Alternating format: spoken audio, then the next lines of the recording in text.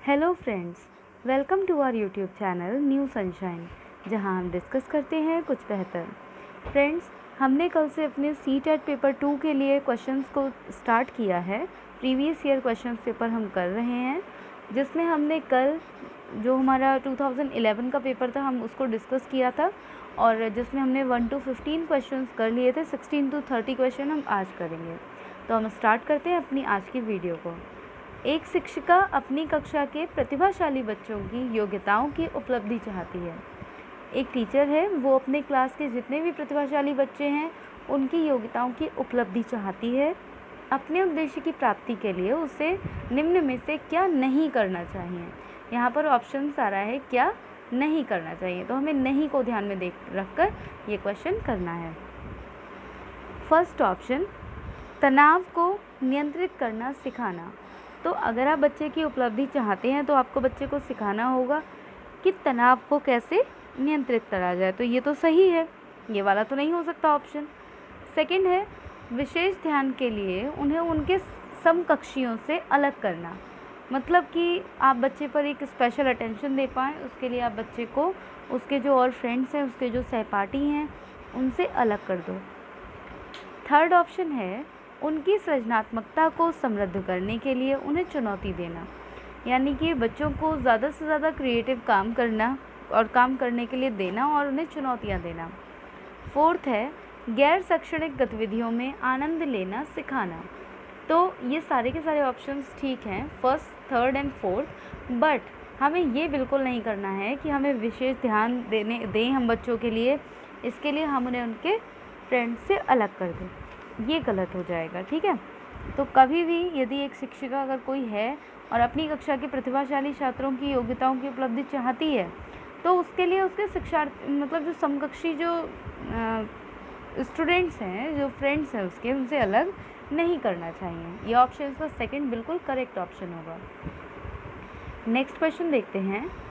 छोटे शिक्षार्थियों में निम्न में से कौन सा लक्षण पठन कठिनाई का नहीं है। मतलब कि जो छोटे बच्चे होते हैं उनमें पढ़ने में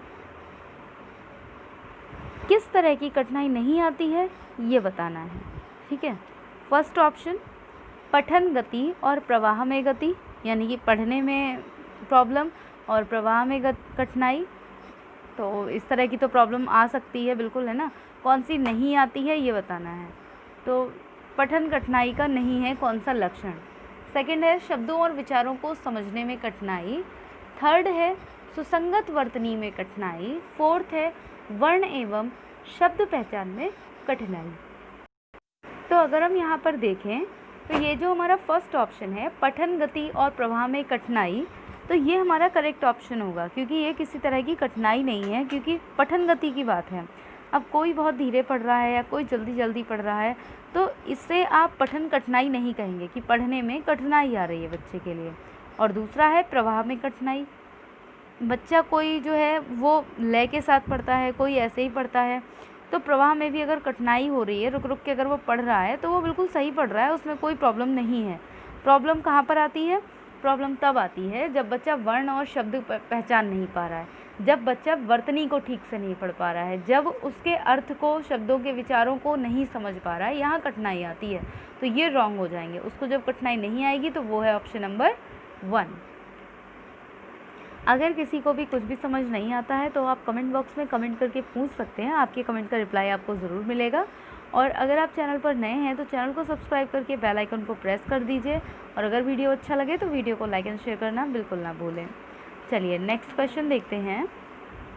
निम्नलिखित में से कौन सी विशेषता आंतरिक रूप से अभिप्रेरित बच्चों के लिए सही नहीं है। मतलब यहाँ पर जो हमें शब्द पर ध्यान देना है वो क्या है? नहीं। कौन सा सही नहीं है? कौन से बच्चों के लिए? विशेष आंतरिक रूप से अभिप्रेरित बच्चों के लिए, यानी कि जो बच्चे अभिप्रेरित होते हैं उनके लिए कौन सी सही नहीं है, ये बताना है। फर्स्ट है, उन्हें कार्य करने में आनंद आता है। ठीक है, तो ये तो अच्छी बात है भाई, आनंद आ रहा है बच्चे को। वे कार्य करते समय उच्च स्तर की ऊर्जा प्रदर्शित करते हैं। तो ये भी बिल्कुल सही बात है, जब बच्चा आंतरिक रूप से प्रेरित होगा तो उच्च ऊर्जा का प्रदर्शन करेगा। थर्ड है, वे चुनौती भरे कार्यों को पसंद करते हैं। बिल्कुल सही बात है, चुनौती भरे कार्यों को पसंद करेगा बच्चा अगर वह आंतरिक रूप से विप्रेरित होगा तो।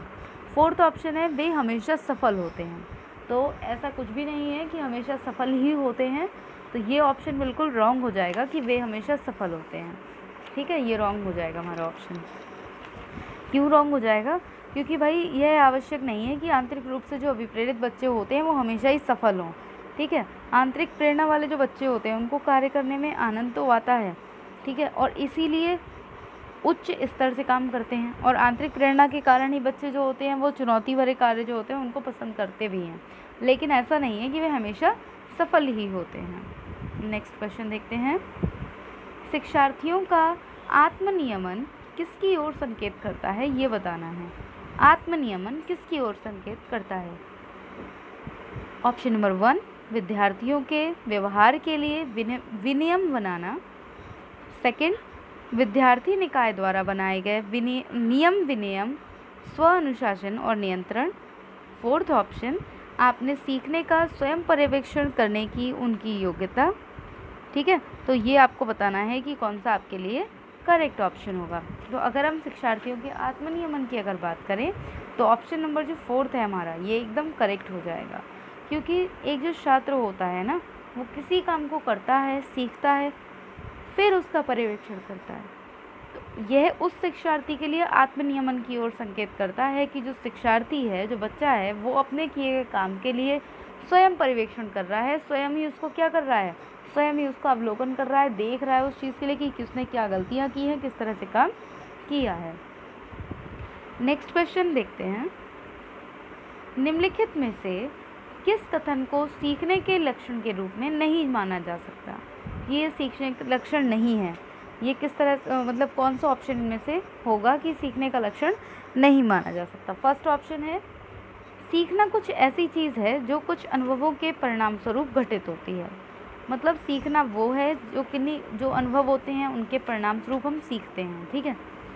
सेकंड है व्यवहार का अध्ययन ही सीखना है। आपके व्यवहार का जब हम अध्ययन कर रहे हैं वही सीखना है। तो ऐसा कुछ नहीं है कि केवल व्यवहार का अध्ययन ही सीखना होता है। ठीक है। थर्ड ऑप्शन है अनअधिगम, यानी कि जो अनलर्निंग होती है वह भी सीखने का एक हिस्सा है। तो ठीक है, ये भी एक सीखने का ही हिस्सा होती है। फोर्थ है सीखना एक प्रक्रिया है जो व्यवहार में मध्यस्थता करती है। फ्रेंड्स, अगर हम यहाँ पर बात करें तो जो व्यवहार का अध्ययन होता है ना, व्यवहार का अध्ययन सीखना नहीं होता है, बल्कि व्यवहार में परिवर्तन को सीखने का लक्षण माना जाता है। अगर आपके व्यवहार में परिवर्तन आ रहा है तो वो माना जाएगा कि हाँ ये सीखने का लक्षण है, किंतु हम व्यवहार का अध्ययन कर रहे हैं और ये सीखना है तो ये गलत हो जाएगा। ठीक है। नेक्स्ट है सिद्धांत के रूप में रचनावाद दुनिया के बारे में अपना दृष्टिकोण निर्मित करने में शिक्षार्थियों की भूमिका पर बल देता है। सेकंड है सूचनाओं को याद करने और पुनः स्मरण द्वारा जांच करने पर बल देता है। शिक्षक की प्रभुत्वशाली भूमिका पर बल देता है। फोर्थ है अनुकरण की भूमिका पर केंद्रित है। अगर हम रचनावाद की बात करें तो रचनावाद हमेशा ही दुनिया के बारे में अपना दृष्टिकोण निर्मित करने में शिक्षार्थियों की जो भूमिका होती है उस पर ध्यान देता है। सिद्धांत के रूप में अगर देखें तो रचनावाद दुनिया के बारे में जो भी अपना दृष्टिकोण अगर निर्मित करते हैं तो उसमें शिक्षार्थी की जो भूमिका है उस पर ध्यान पूरी तरह से देते हैं। ये इसका बिल्कुल करेक्ट ऑप्शन होगा। नेक्स्ट क्वेश्चन है सृजनात्मक शिक्षार्थी वह है जो एक क्रिएटिव स्टूडेंट वो होता है जो क्या होगा? ऑप्शन देख लेते हैं। बहुत बुद्धिमान है, परीक्षा में हर बार अच्छे अंक प्राप्त करने योग्य है। जहाँ भी अंकों की बात की जाए वो हमेशा रॉन्ग आंसर हो जाता है। तो तो ये वाला जो है हमारा ये रॉन्ग हो जाएगा। सेकंड, बुद्धिमान है तो बुद्धिमान तो और भी होते हैं ना, ये तो रॉन्ग हो जाएगा ना। सृजनात्मक बच्चे बुद्धिमान हो ऐसा ज़रूरी भी नहीं है। ठीक है। नेक्स्ट है पार्श्व चिंतन और समस्या समाधान अच्छा होता है। ऐसे जो बच्चे होते हैं उनका जो लेटरल चिंतन होता है और जो समस्या समाधान होता है,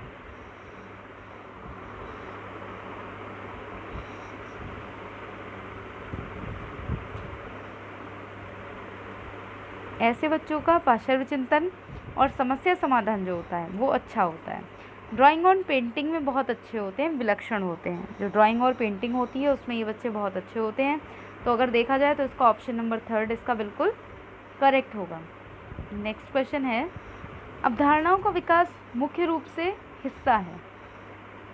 अवधारणाओं का जो विकास होता है वो मुख्य रूप से किसका हिस्सा है ये बताना है। फर्स्ट है बौद्धिक विकास, सेकंड है शारीरिक विकास, थर्ड है सामाजिक विकास, फोर्थ है संवेगात्मक विकास। तो अवधारणाओं का जो विकास है वो मुख्य रूप से किसका हिस्सा है, वो बौद्धिक विकास का हिस्सा है। बौद्धिक विकास का कैसे है, हम जो कुछ भी सीखते हैं, जो कुछ भी बातें, कॉन्सेप्ट जो कुछ भी होता है वो सबका सब हमारे कहाँ पर विकसित होता है, हमारी बुद्धि में होता है ना। तो ये बौद्धिक विकास का हिस्सा होता है। अगर हम इसकी एक्सप्लेनेशन देखें तो अवधारणाओं का जो विकास होता है वो मुख्य रूप से बौद्धिक विकास का ही हिस्सा होता है। वहीं समाज में रहते हुए उसके साथ तारतम्य बैठाना सामाजिक विकास का हिस्सा है। व्यक्ति का हंसना, रोना, ये जितनी भी क्रियाएं हैं वो संवेगात्मक विकास का हिस्सा होती हैं। ठीक है, तो ये हमारा ऑप्शन जो फर्स्ट है वो बिल्कुल करेक्ट हो जाएगा। नेक्स्ट क्वेश्चन देखते हैं, व्यक्तिगत शिक्षार्थी एक दूसरे से किस में भिन्न होते हैं ये बताना है। विकास की दर में, विकास क्रम में, विकास की सामान्य क्षमता में, वृद्धि एवं विकास के सिद्धांतों में। तो यहाँ अगर हम देखें तो विकास की दर में भिन्न होते हैं। मैंने इंडिविजुअल डिफरेंसेस आपको चैप्टर पढ़ाया हुआ है, अगर आपने वो नहीं देखा है तो वो जाकर देख लीजिए, समझ में आ जाएगा आपको। व्यक्तिगत जो शिक्षार्थी होते हैं वो विकास की दर में यानी कि रेट ऑफ डेवलपमेंट जो होता है उसमें एक दूसरे से डिफरेंट होते हैं। ठीक है, किसी में जो विकास है वो बहुत जल्दी हो जाता है, किसी में विकास बहुत देर से होता है। तो ये है विकास की दर, ऑप्शन नंबर फर्स्ट करेक्ट होगा। नेक्स्ट क्वेश्चन देखते हैं, बच्चे के उचित विकास को सुनिश्चित करने के लिए उसका स्वस्थ शारीरिक विकास एक महत्वपूर्ण पूर्व आवश्यकता है। यह कथन मतलब कि एक बच्चे का जो आप विकास कर रहे हैं, विकास के लिए आप सुनिश्चित कर रहे हैं कि उसका जो स्वस्थ शारीरिक विकास है वो पूरी तरह से आवश्यक है। आप अगर ये बात कह रहे हैं तो ये बात सही है, गलत है, क्या है ये बताना। नीचे आपको कुछ स्टेटमेंट दिए हुए हैं, उनको पढ़ना है इस क्वेश्चन के अकॉर्डिंग और बताना है। तो पहली बात तो ये है कि अगर आप उसका उचित रूप से विकास करना चाह रहे हैं तो सबसे पहला आपका विकास होना चाहिए शारीरिक विकास। तो अकॉर्डिंग टू दिस यहाँ पर हमारे 2 ऑप्शन तो वैसे ही गलत हो गए, फर्स्ट वाला और फोर्थ वाला, क्योंकि उन्होंने कहा है कि गलत है, गलत तो नहीं है। अब सेकंड देखते हैं, सही है क्योंकि विकास क्रम में शारीरिक विकास सबसे पहले आता है। थर्ड है, सही है क्योंकि शारीरिक विकास के अन्य पक्षों के साथ अंतः संबंधित है। ये जो ऑप्शन नंबर 3 है ये बिल्कुल करेक्ट बात है। देखिए, विकास क्रम में शारीरिक विकास सबसे पहले आता है, इसलिए हम नहीं कर रहे हैं उसका विकास। हम विकास इसलिए कर रहे हैं कि शारीरिक विकास से ही हमारे और जितने भी विकास हैं वो संबंधित होते हैं। जैसे बौद्धिक विकास हो गया, संवेगात्मक विकास हो गया, सामाजिक विकास हो गया। जब एक अच्छा शरीर होगा, एक शारीरिक विकास जब अच्छे से हो पाएगा तभी ये विकास भी हो पाएंगे। तो सारे के सारे विकास जो हैं वो अंतः संबंधित हैं शारीरिक विकास के साथ। ठीक है, तो ऑप्शन नंबर 3 इसका करेक्ट होगा। नेक्स्ट क्वेश्चन देखते हैं, मानव विकास कुछ विशेष सिद्धांतों पर आधारित है। इनमें से कौन सा मानव विकास का सिद्धांत नहीं है वो बताना है। फर्स्ट है अनुक्रमिकता, सेकंड है सामान्य से विशिष्ट, थर्ड है प्रतिवर्ती, फोर्थ है निरंतरता। तो फ्रेंड्स, अगर हम यहाँ पर बात करें तो जो हमारा थर्ड ऑप्शन है वो बिल्कुल करेक्ट होगा, प्रतिवर्ती। प्रतिवर्ती का मतलब होता है कि कोई चीज़ रिवर्स होना, उल्टी होना। तो ये तो हो नहीं सकता ना कि अगर आपका विकास हो चुका है किसी चीज़ का तो वो वापस से रिवर्स हो जाए, वो फिर वापस से मतलब चला जाए, ऐसा नहीं हो सकता ना। तो ये हमारा मानव विकास का सिद्धांत नहीं है। तो ऑप्शन नंबर 3 बिल्कुल करेक्ट होगा। सामान्य से विशिष्ट है, निरंतरता जो है ये मानव विकास के सिद्धांत का अनुपालन करते हैं। ठीक है, लेकिन जो हमारा प्रतिवर्ती है ये मानव विकास का पालन नहीं करता है। नेक्स्ट देखते हैं, निशक्त बच्चों के लिए, निशक्त मतलब जो लोग ठीक से देख नहीं सकते, समेकित शिक्षा की केंद्रीय प्रायोजित योजना का उद्देश्य है। मतलब क्या उद्देश्य से ये बताना है। और ये किसमें निशक्त बच्चों को शैक्षिक अवसर उपलब्ध कराना। ठीक है, ये किस विद्यालय में बात कर लेते हैं। फर्स्ट है विशेष विद्यालय, सेकंड है मुक्त विद्यालय, थर्ड है ब्लाइंड रिलीफ एसोसिएशन के विद्यालय, फोर्थ है नियमित विद्यालय। तो फ्रेंड्स, हम अब तक जितने भी क्वेश्चन करते आए हैं हमने उनमें देखा है कि नियमित विद्यालयों में सभी तरह के बच्चों को डाला जाता है, तभी वहाँ पर कौन सी शिक्षा हो पाती है, इंक्लूसिव एजुकेशन, समावेशी शिक्षा। तो ऑप्शन नंबर 4 इसका बिल्कुल करेक्ट होगा। निःशक्त बच्चों के लिए जो समेकित शिक्षा की केंद्रीय प्रायोजित योजना का उद्देश्य जो है वो नियमित विद्यालयों में निःशक्त बच्चों को शैक्षिक अवसर उपलब्ध कराना होता है। ठीक है, नेक्स्ट देखते हैं। निम्नलिखित में से कौन सा कथन सीखने के बारे में सही है? ध्यान रखिएगा, अब आ रहा है कौन सा सही है।